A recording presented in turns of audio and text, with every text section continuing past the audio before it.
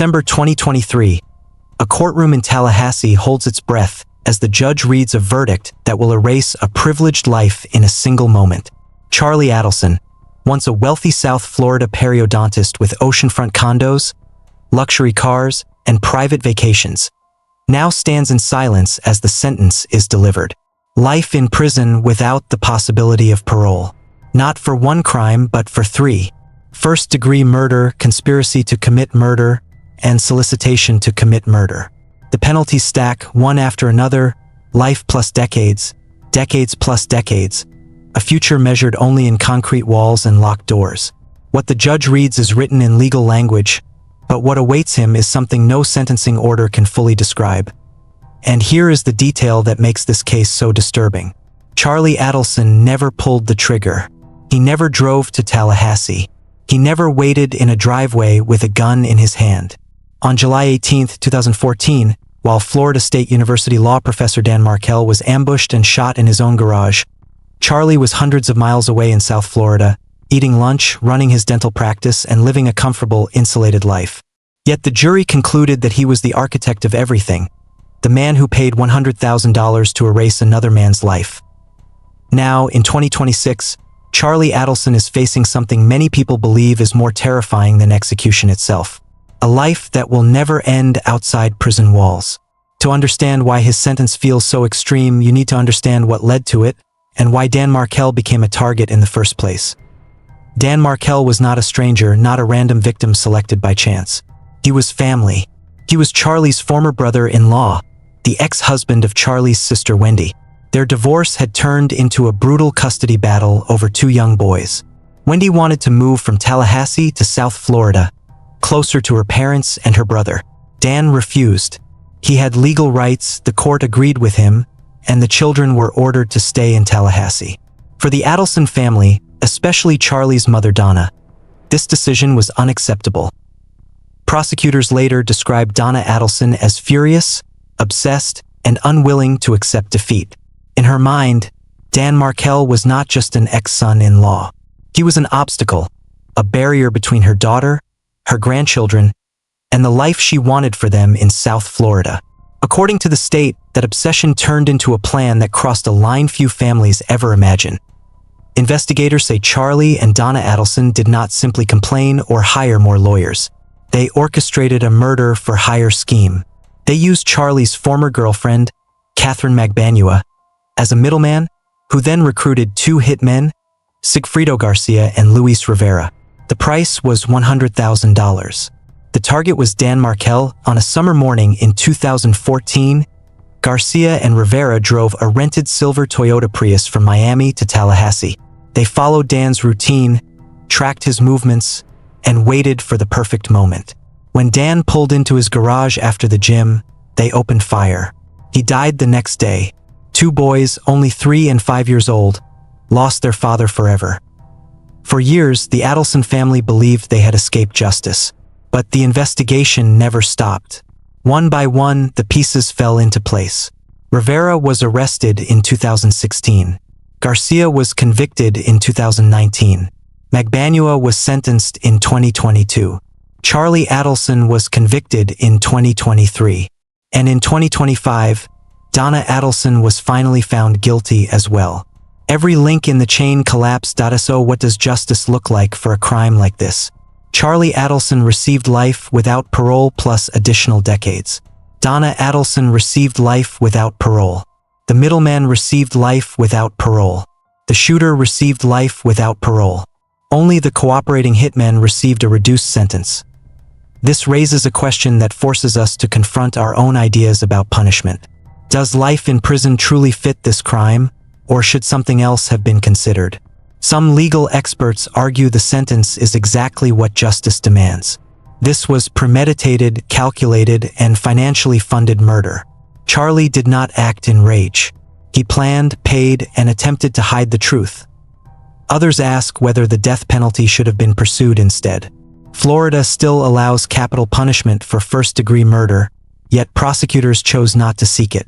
Perhaps because Charlie never pulled the trigger. Perhaps because they believed a lifetime in prison was a harsher fate. So here is the question that will guide this story. Is life in prison actually worse than death? Most people assume execution is the ultimate punishment.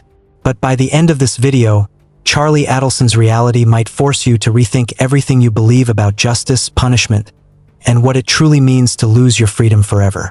Stay with me as we break down the crime, the conspiracy, the courtroom drama, and the psychological reality of a man who will never walk free again, and decide for yourself what justice really means in this case that shocked Florida and world. When Charlie Adelson was first processed into the Florida prison system in late 2023, the reality of his new life unfolded in stages. He began at the Leon County Detention Facility, then moved through the Northwest Florida Reception Center, Wakulla Correctional Institution, and Columbia Correctional Institution, each transfer stripping away another layer of the world he once knew. Then, in May 2024, something unexpected happened. Adelson was quietly transferred nearly 2,000 miles away to a federal facility in South Dakota, and officials refused to disclose the exact location. The secrecy sparked immediate speculation. Sources close to the case suggested Adelson's safety had become a concern, that threats inside Florida's prison system had escalated beyond what authorities were willing to publicly acknowledge.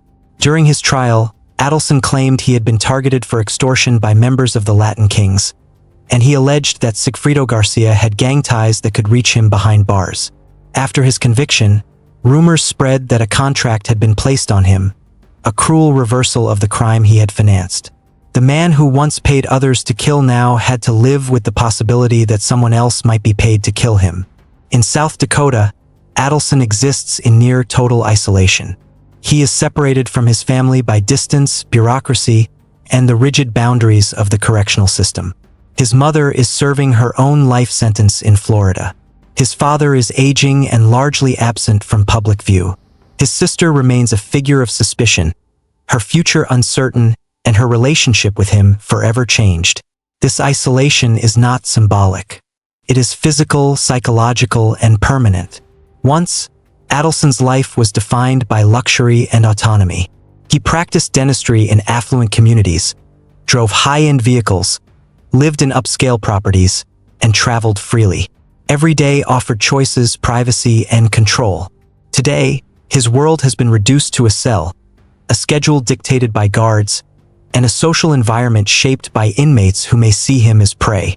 He no longer chooses when to eat, when to sleep, or where to go. Every movement is monitored. Every conversation is recorded. Every day repeats with mechanical precision.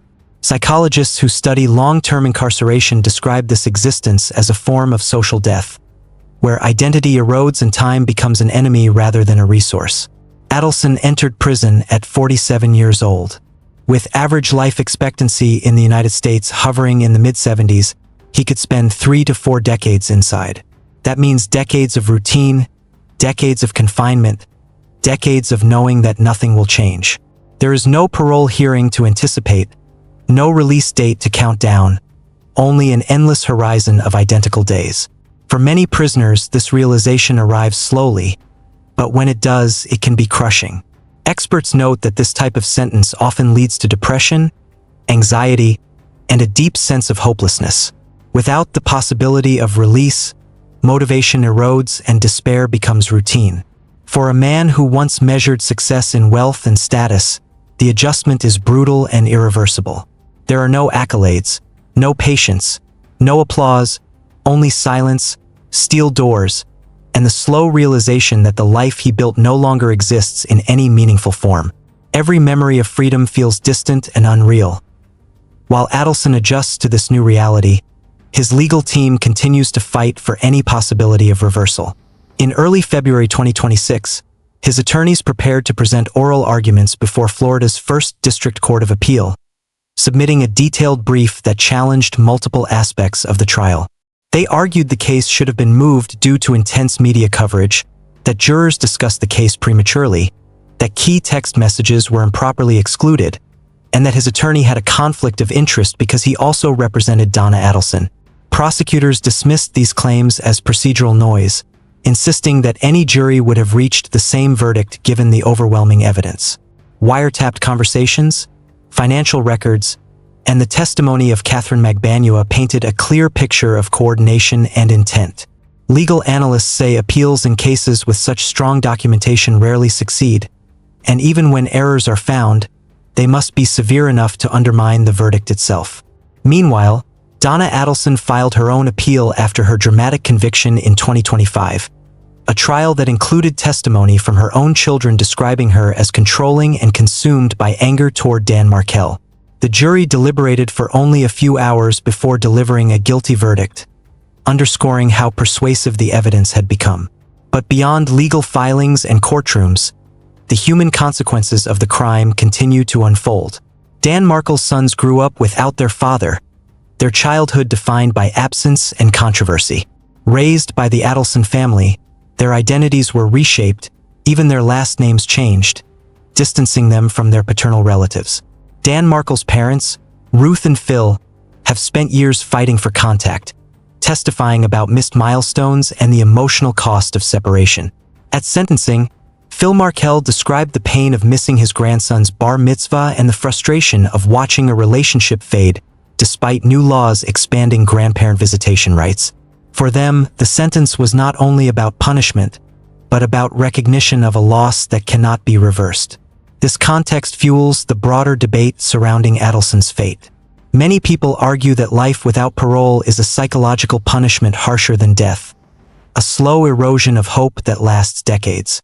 Others believe execution would have provided closure and a definitive end. Adelson's case forces a confrontation with uncomfortable questions about justice, revenge, and the purpose of incarceration. Is society seeking retribution, deterrence, or moral balance? For Adelson, these questions are no longer theoretical. They are the framework of his existence. As he spends his days in a distant facility, Adelson confronts a reality stripped of privilege and certainty. His former life exists only in memories and court transcripts, while his future is defined by institutional routine and legal documents. Each appeal filing, each news update, and each passing year reinforces the permanence of his sentence. For observers, his story is a case study in how wealth and influence can collapse under the weight of criminal accountability. For him, it is the irreversible transformation from respected professional to inmate number, a transformation that will follow him until the end of his natural life. The debate over whether this fate is worse than death continues, but for Adelson the argument is settled by experience, routine, and the knowledge that every sunrise looks exactly the same behind locked doors and repetition will define the rest. Now, from my perspective, the punishment given to Charlie Adelson is absolutely justified. This man took a life, a scholar, a father, a son. All of this happened because a family dispute turned into obsession and control. Charlie had money, influence, and every legal option available. He could have fought the custody battle in court. He could have supported his sister without crossing a line, but he chose murder. He chose to fund violence. He chose to destroy a family, and now he lives with the consequences. Life without parole is not excessive. It matches the gravity of what he did. He erased Dan Markel from his children.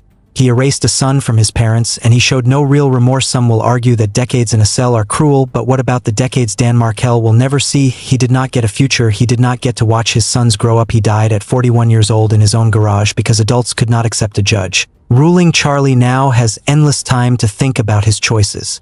Every morning he will wake up knowing exactly why he is there, and for me that is justice. But I want to hear from you after hearing this case. Do you believe life without parole is fair? Or should a different punishment have been given? Do you agree with the court, or do you think the sentence was too harsh or not harsh enough? And here is the deeper question: is life in prison truly worse than death? After seeing Charlie Adelson reality isolated, monitored, threatened, and permanently confined, has your perspective changed? Share your thoughts below. If you agree with the verdict, write agreed in the comments. If you think justice should look different, tell us why. This story is still unfolding. Appeals are pending, new filings continue, and the legal battle is far from over. The Markel family continues to fight for connection with the boys who lost their father, and the consequences of this crime will echo for generations. This case is not just about murder, it is about power, control, entitlement, and the moment a line was crossed, Charlie believed money could solve everything, but some things cannot be bought: freedom, peace, dignity, and time. He will spend the rest of his natural life behind bars thinking about the life he destroyed for him that may truly be a fate worse than death. If you found this video insightful, like, share,